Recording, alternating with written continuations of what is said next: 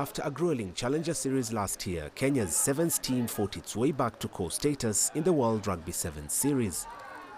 However, since their promotion to the 12th nation top-tier league, it has been a tough road for Shujaa. Kenya has 14 points and are 9th in the standings from the first 3 legs in Dubai, Cape Town and Perth. Their best performance so far came in Cape Town, where they finished 7th overall. Coach Kevin Wambua is pleased with the team's progress and remains optimistic.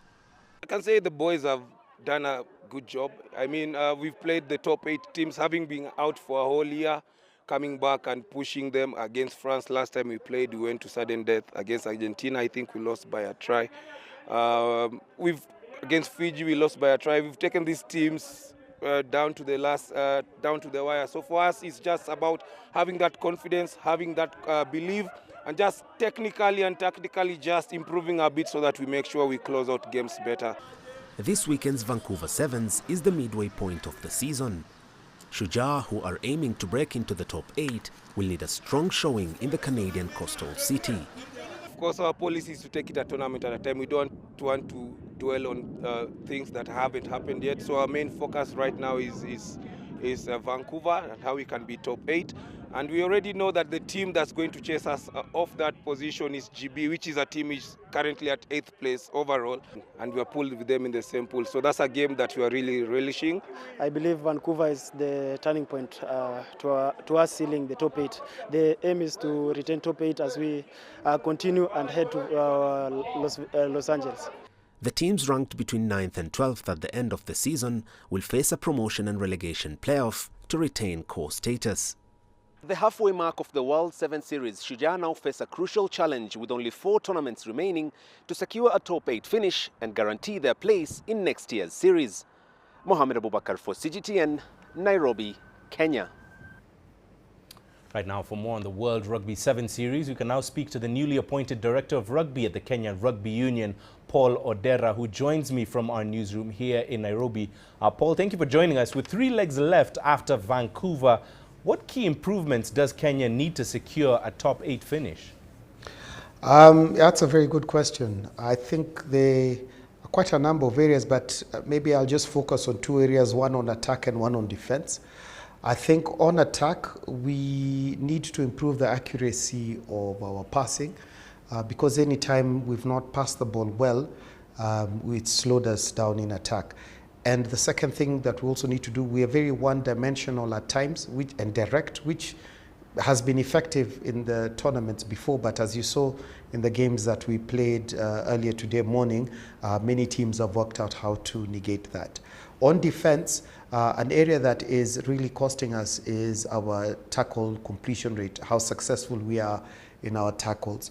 Our numbers at the moment are perhaps in the 60 or 50 percentiles. So if we can get that up, then I think we'll be able to improve our performances. So I'd look at just pinpointing those 2 critical areas.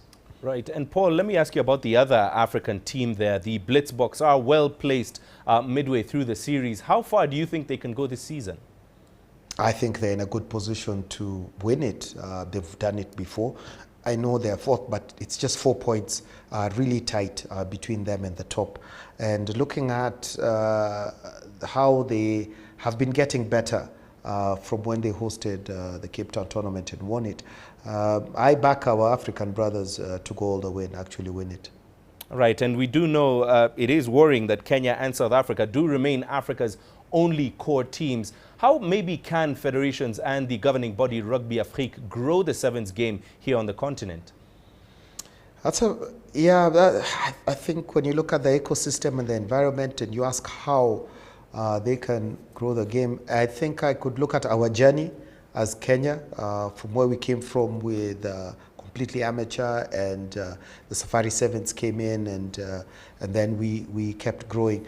I think the first thing most African rugby federations need to do is try and get some form of semi-professional cohort or a group of players, because that's what shifted everything here. I think from about 1998 when Dickie Evans came in and then decided that he was going to get a group of players, and whether they're fully professional or not, but once they're in a group and training as a group consistently, that helps. Conditioning levels also in terms of sports science and sports medicine, that is a big area that has helped Kenya. Our exposure, of course, to the HSBC series has been an advantage, but just to other African countries, if they can get the sports science, get some semi-professional work going, but that needs money and funding. It's not cheap running a sevens program. So if the commercial aspects can work where they get a sponsor, if they can get sports science going, and then get a semi-professional cohort of players, then I think we can see how to get more teams in as core status.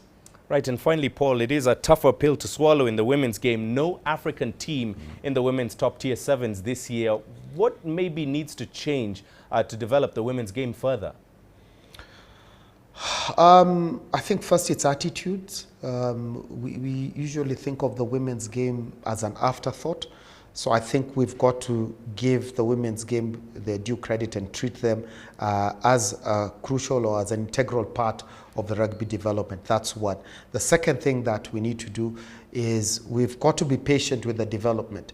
So we have to, at every level of the game, give women equal footing to men or to boys. So if it's under 11 rugby, if it's under 9 rugby, if it's under 16 rugby, we've got to start developing right from the grassroots, and then that way you'll start seeing good players turning out at the senior levels.